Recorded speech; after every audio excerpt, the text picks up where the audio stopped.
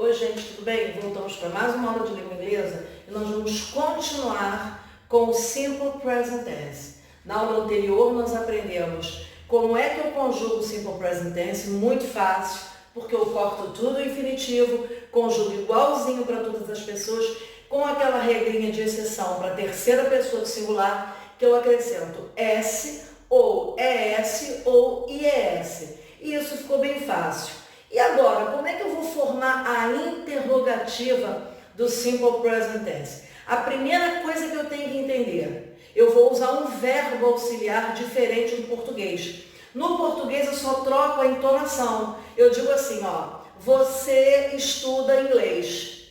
Se eu quiser perguntar, eu vou mudar a entonação de voz. Você estuda inglês? Apenas mudei a entonação de voz. E na negativa, eu vou colocar o advérbio de negação. Você não estuda inglês. Na língua inglesa, para eu formar a interrogativa e a negativa do Simple Present Tense, eu vou usar um verbo auxiliar. Esse verbo é o verbo do, que nesse caso aqui, ele não é o verbo fazer, ele é um verbo que não tem tradução. Ué, como assim, Eliane? Não, ele não tem tradução. Ele só serve para indicar ou que a frase vai para a interrogativa ou que a frase vai para a negativa. Vamos ver como é que funciona isso? Então, olha lá. Escrevi uma frase na afirmativa. You drink milk.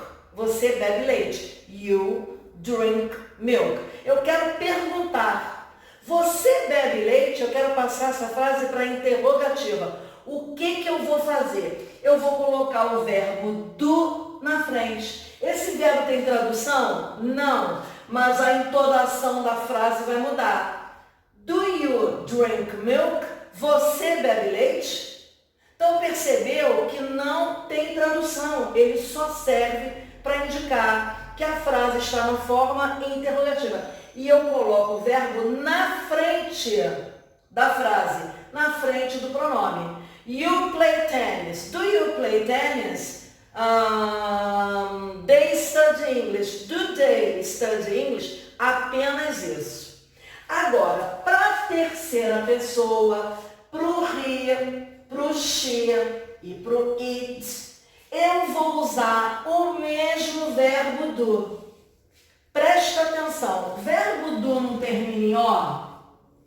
Termina. Então, o que eu vou fazer? Eu vou acrescentar a regra, vou colocar ES. Então, do vai virar does. Isso aqui não é um verbo e esse aqui é outro verbo, não. Eu vou aplicar aquela regra que a gente aprendeu, verbos terminados em O, S, X, SH, SH. Eu vou aplicar a regra do ES. E aí vai ter uma peculiaridade, uma coisinha diferente. Tenho lá uma frase aqui, ó. He drinks milk. Você percebeu que eu apliquei a regrinha de terceira pessoa aqui, ó.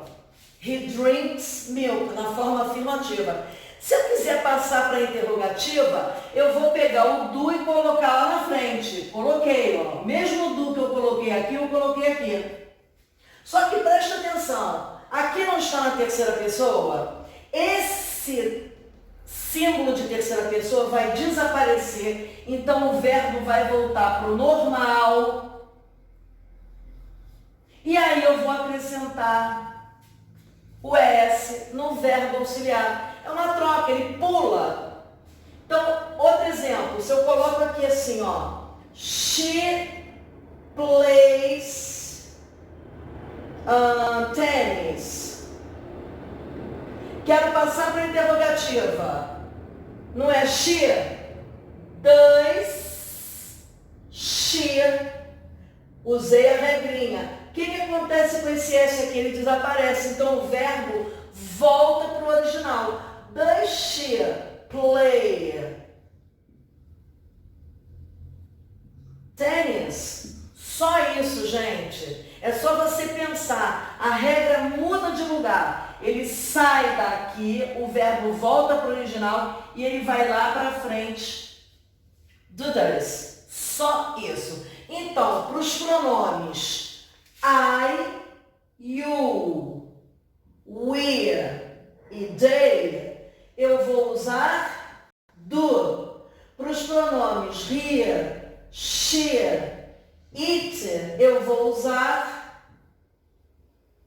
does. Passei para a forma negativa. Eu tenho lá a frase, ó, you drink milk. Negativa, eu vou colocar o do mais a partícula not. Depois do sujeito, depois do pronome, depois do nome, ó, you do not drink milk. Ou eu posso usar you don't, que é a forma contrata. Então, you do not drink milk ou you don't drink milk.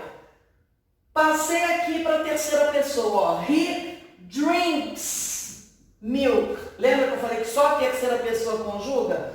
Ah, mas se eu vou passar para a negativa, eu vou usar o mesmo do com a terminação de terceira pessoa e a partícula not, ó. He does not drink milk. Ou he doesn't. Ó, he doesn't drink milk. Parece que é difícil, mas não é. É só você lembrar que o verbo do, ele não tem tradução, ele só serve para indicar que está na interrogativa ou na negativa. Que quando eu tenho os pronomes pessoais he, she, it, o do aplica a regra de terceira pessoa, vira does. Na pergunta, eles vêm para frente. Na negativa, eles sempre vão ser usados com a partícula not. Então, do not, don't. Does not, doesn't. Aí eu fiz uma frase aqui, ó. They live in Rio. Passei para a interrogativa. Do they live in Rio? They don't live in Rio. Não mudou nada. Por quê? Porque para I, you, we e they, nada muda. Agora, se eu tenho he, she, it, o do passa a ser does. Então, para lá, ó, he plays, apliquei a regra de terceira pessoa. He plays the piano. Passei para interrogativo, ó. Does he play? O verbo volta para o original. Por quê? Porque a característica de terceira pessoa passou para o verbo auxiliar. Does he play the piano? Negativa. He doesn't ou he does not, tanto faz, play the piano. Aconteceu a mesma coisa, ó. O verbo volta para o normal porque a característica está aqui. Gente, regras seguidas, regras aplicadas, não tem o que errar. Então aqui eu estou falando do presente simples, igual o nosso presente do indicativo. Eu caminho todos os dias, eu caminho todos os dias, eu não caminho todos os dias. Ela gosta de balé, ela gosta de balé, ela não gosta de balé. Então equivale ao nosso presente do indicativo, aplicando as regras do para I, you, we, they, does para he, she, it, do not para negativa e does not também para negativa, aplicando as regras, ok? Espero que vocês tenham entendido, espero também que vocês estudem. Por quê? Porque esse verbo é muito usado, é um verbo que indica ações normais, então ele é extremamente usado no nosso dia a dia e nos diálogos em inglês também, ok? E até uma próxima aula.